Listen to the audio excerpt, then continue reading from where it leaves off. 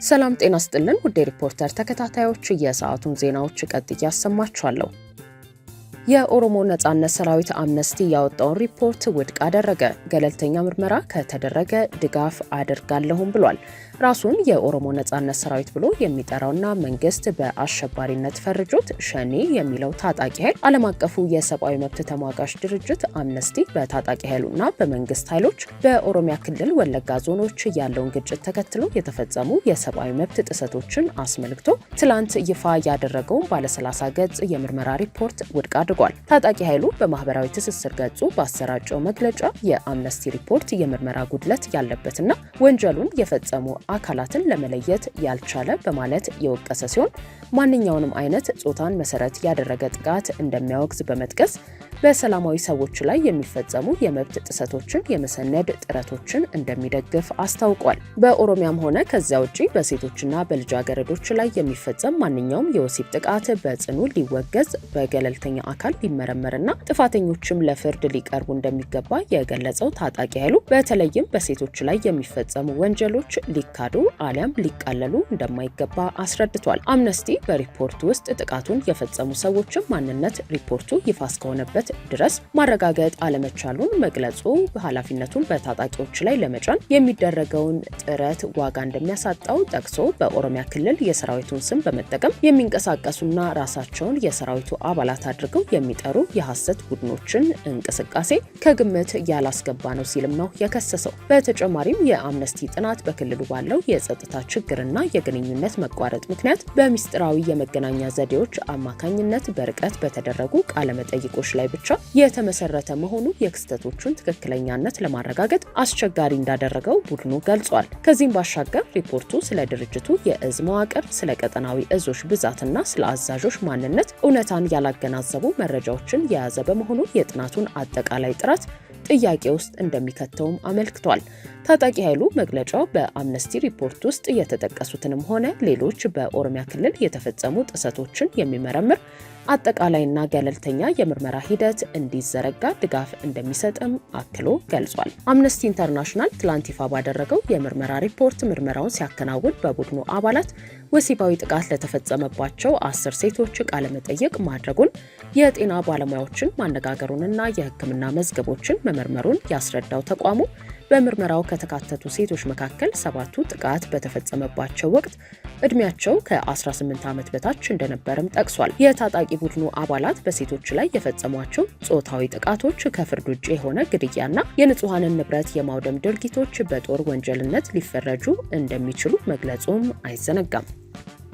መንግስት የአካባቢያቸውን ሰላም በማረጋገጥ ወደ ቀያቸው እንዲመልሳቸው የራያ አላማጣ ተፈናቃዮች ጠየቁ። መንግስት የአካባቢያችንን ሰላም በማረጋገጥ ወደ ቀያችን እንዲመልሰን እንፈልጋለን ሲሉ በራያ አላማጣ ዙሪያ በሚገኙ 6 ወረዳዎች ተፈናቅለው በቆቦና በሰቆጣ ከተማ የሚገኙ ተፈናቃዮች ተናገሩ።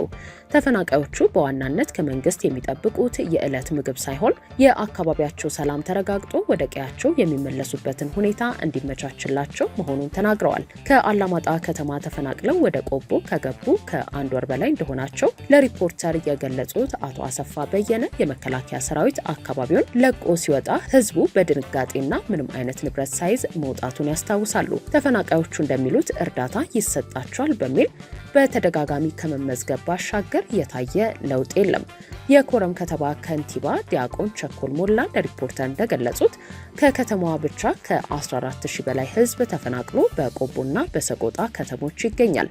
ከዚህ በተጨማሪ ወደ ወልዲያ፣ ደሴና አዲስ አበባ ጭምር እየተሰደዱ ያሉ ሰዎች መኖራቸውን ጠቁመው በተለይም ተማሪዎች ከትምህርት ገበታቸው ተፈናቅለው በመጠለያዎች ውስጥ እንደሚገኙ አብራርተዋል። ከንቲባው እስካሁን የተቸገረ ሰው የለንም፣ እርዳታው እየተሰጠ ስለሆነ የተራበ ሰው የለም ሲሉ ቢገልጹም ተፈናቃዮች ግን እርዳታ እያገኘን አይደለም ሲሉ ተናግረዋል። ለ6ቱም ወረዳ ተፈናቃዮች በቆቦ ከተማ ስቴዲየም አካባቢ እርዳታ እየተሰጠ መሆኑንና ከዚህ በፊትም በባንክ ቁጥራቸው ገንዘብ እርዳታ መደረጉን ጠቅሰዋል።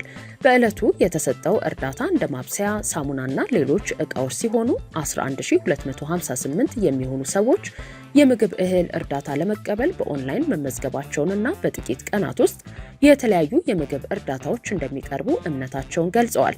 የሰሜን ወሎ ዞን የአደጋ ስጋት ጽሕፈት ቤት ኃላፊ አቶ አለሙ ይመር እንደገለጹት በቆቦ ከተማ ብቻ 71000 የሚሆኑ ተፈናቃዮች የተመዘገቡ ሲሆን ቁጥሩ ከዚህም ሊያሻቅብ እንደሚችል ይጠበቃል። ኃላፊው ዛሬ ጠዋት የገቡ ሰዎች አሉ፣ ወደ ማታም ምን ያህል እንደሚመጡ አይታወቅም በማለት መንግስት ተፈናቃዮቹን ለመደገፍ በሂደት ላይ ሲሆን መድኃኒትና የምግብ ዕቃዎችን መስጠት ጀምሯል ብለዋል። ይሁን እንጂ ምግብ ነክ የሆኑ እርዳታዎችን በመንግስትም ሆነ በሌሎች መንግስታዊ ባልሆኑ ድርጅቶች የቀረበ ነገር እስካሁን እንደሌለ አምነዋል። በቀጣይ ግን ምግብ ነክ የሆኑ እርዳታዎችን ለማቅረብ 12000 የሚሆኑ አባወራዎችን እንዲሁም በቤተሰብ ደረጃ 71000 አካባቢ የሚሆኑ ተፈናቃዮችን ለይተው መመዝገባቸውንና እርዳታው ሰኞ የካቲት 30 ቀን 2018 ዓ.ም ይቀርባል ተብሎ እንደሚታሰብ ተናግረዋል። 65% ሲከፍሉ 35% በነፃ የተመቻቸለት ሰመር ሪል ስቴት በካሳንቺስ ስታንዳርድ አፓርትመንቶችን ሰርቶ አጠናቋል። አሁን ደግሞ በመገናኛ እንግሊዝ ኤምባሲ አጠገብ በማስታወቂያ ዋጋ እየሸጠ ይገኛል። ባለ 2 መኝታ ከ1.2 ሚሊዮን ብር ጀምሮ፣ ባለ 3 መኝታ ከ1.6 ሚሊዮን ብር ጀምሮ እንዲሁም ባለ 4 መኝታ ከ2 ሚሊዮን ብር ጀምሮ ያገኛሉ።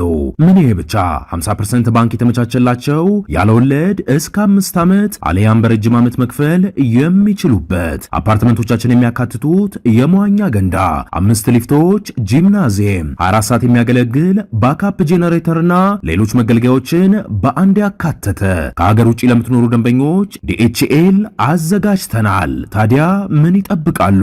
ይሄ ማስታወቂያ ዋጋ የሚቆየው ለ24 ደንበኞች ብቻ ስለሆነ አሁኑኑ በ0969 77 7774 ላይ አለያም በ0948 80 4006 ላይ በመደወል የቅናሹ ተጠቃሚ ሆኖ ሰመር ሪል ስቴት።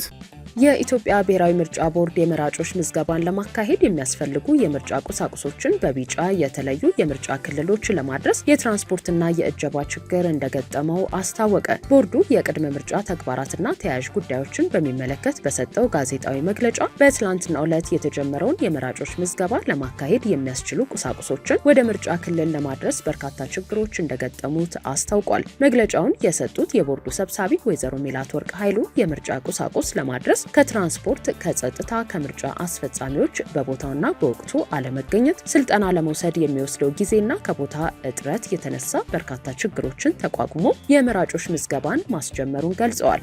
ችግሮቹ በዋናነት የምርጫ ቁሳቁስ ከሚያቀርቡ የሀገር ውስጥና የውጭ ሀገር አቅራቢዎች፣ በአየርና በመሬት የሚያጓጉዙ የትራንስፖርት ድርጅቶችና የምርጫ አስፈጻሚዎች ጋር የተያዙ መሆናቸውን እንዲሁም የተለያዩ የመንግስት ተቋማት የሚደግፉት አቅርቦት በመኖሩ በጊዜው ከመድረስ አኳያ የተወሰነ ችግር እንደገጠማቸው አስረድተዋል። በአብዛኞቹ ክልሎች ቦርዱ የምርጫ ቁሳቁሶችን ከዋናው መስሪያ ቤት ምርጫ ክልል ድረስ እንደሚያደርስ፣ ከምርጫ ክልል በኋላ ግን ማድረስ ያለባቸው የክልል መንግስታት በመሆናቸው በአብዛኛው የክልል መንግስታት እነዚህን ቁሳቁሶች ቢያቀርቡም ያላቀረቡ የመንግስት አካላት በመኖራቸው የትራንስፖርት ችግር እንደገጠማቸው ተናግረዋል። ከትራንስፖርት ችግሩ ጎን ለጎን የነዳጅ አቅርቦት ችግር እንደገጠማቸውና የምርጫ አስፈጻሚዎች ውል ከፈረሙ በኋላ በተጠሩበት ጊዜ ያለመምጣት ችግር መኖሩን፣ በቢጫ በተለዩ አካባቢዎች የምርጫ ቁሳቁሶች ታጅበው መሄድ ስላለባቸው ይህን የማቀናጀት ክፍተት እንደነበርም ጠቁመዋል። በምርጫ ሂደት ዋና ጉዳይ መሆኑን የገለጹትና ከጥር 1 ጀምሮ እስከ የካቲት 16 2018 ዓ.ም ድረስ ሲካሄድ የቆየው የእጩዎች ምዝገባ በስኬት መጠናቀቁን ያስታወሱት ሰብሳቢዋ የተመዘገቡት እጩዎች ቁጥርም ከፍተኛ መሆኑን ለሕዝብ ተወካዮች ምክር ቤት 2198፣ ለክልል ምክር ቤቶች 8736 በአጠቃላይ 10934 እጩዎች መመዝገባቸውን አስታውቀዋል። ቦርዱ ከክልሎችና ከጸጥታ አካላት የተላከለትን የክልሎችን የጸጥታ ሁኔታ የሚመለከት ሪፖርት በሚመለከትም ከዚህ ቀደም ከፖለቲካ ፓርቲዎች ጋር ውይይት አድርጎ እንደነበር አስታውሰው ፓርቲዎች በአረንጓዴ በቢጫና በቀይ ተለይተው በቀረቡትና ክርክር በሚያነሱባቸው አካባቢዎች ቦርዱ በቀጣይ የማጥራት ስራ እንደሚሰራ ገልጾ እንደነበር አስታውሰዋል። በመሆኑም ከፓርቲዎች ጋር በአንዳንድ የምርጫ ክልሎችና ምርጫ ጣቢያዎች በሚመለከት በፓርቲዎች የሚቀርቡትን መረጃዎች መሰረት መሰረት በማድረግ መሬት ላይ ወርዶ ክትትል የሚያደርግ ቡድን ለማቋቋም እንዲቻል ለፓርቲዎች መረጃ እንዲያቀርቡ ጥያቄ መላኩንና በሚቀጥለው ሳምንት የውይይት መድረክ ለማዘጋጀት መታቀዱን ገልጸዋል። ውድ ሪፖርተር ተከታታዮች የሰዓቱ ዜናዎቻችን እነዚህ ነበሩ። ስላደመጣችሁን ከልብ እናመሰግናለን። ዘመኑ የፍጥነት ነው። የዘመኑ ፍጥነት የገባቸው ከጊዜው ጋር እግር በእግር የገሰገሱ ከፍ ያለውን መርጠው የያዙ ከሚተጉ ጋር ነቅተው የሰሩ በጥረታቸው ውጤት እየበረቱ ዘመኑን አሸንፈው ከህልማቸው ከፍታ ላይ ደርሰው ይታያሉ። ከዘመኑ ጋር ለመፍጠን ሲንቄ ባንክ ያቀረበልዎትን ፈጣንና ደህንነቱ የተጠበቀ የዲጂታል ባንኪንግ አገልግሎትን ይቀላቀሉ።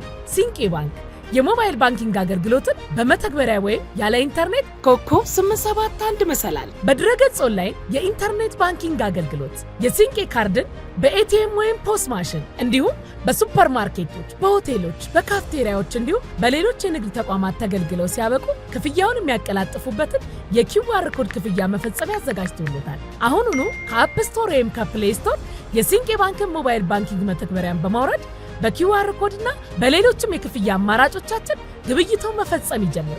ሲንቄ ባንክ በአንድነት ወደ ስኬት።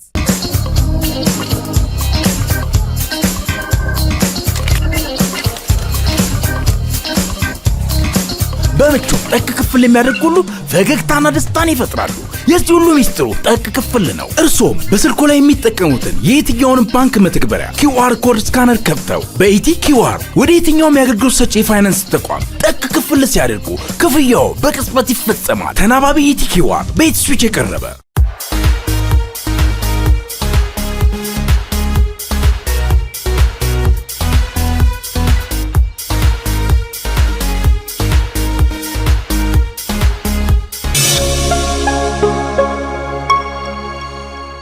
በሀገራችን የህትመት ኢንዱስትሪ ፈርቀዳጅ የሆነው ብርሃንና ሰላም ማተሚያ ድርጅት በዘርፉ የካበተ ልምዱን ከዘመናዊ ማተሚያ መሳሪያዎችና ከቀልጣፋ አሰራር ስርዓት ጋር በማጣጣም በሰለጠኑ ባለሙያዎች ጥራት ያለው የህትመት አገልግሎት በመስጠት ላይ ይገኛል። የደንበኞችን ፍላጎት ማርካት ቀዳሚ ተግባሩ የሆነው ድርጅታችን በህትመትና ተዛማች መስኮች ዛሬም በላቀ ደረጃ ሊያገለግሉ ዝግጁ መሆኑን ስንገልጽ በታላቅ ደስታ ነው። ድርጅታችን በረጅም ዓመታት ያካበተውን ልምድ በመጠቀም በመደበኛ ህትመት፣ በሚስጥራዊ ህትመት፣ በአሳታሚነት አገልግሎት እንዲሁም በህትመት ቴክኖሎጂ ኮሌጅ ስልጠናዎቹ እናንተ ውድ ደንበኞቻችን ጋር ለመድረስ ይተጋል። ለበለጠ መረጃ 4 ኪሎ ወደሚገኘው ድርጅታችን በአካል ብቅ ይበሉ። አሊያም በስልክ 011 1 55 32 33 ወይም ብርሃንና ሰላም ማተሚያ ድርጅት በሚል በተከፈቱ የማህበራዊ ትስስር ገጾቻችን ያገኙ። ብርሃንና ሰላም ማተሚያ ድርጅት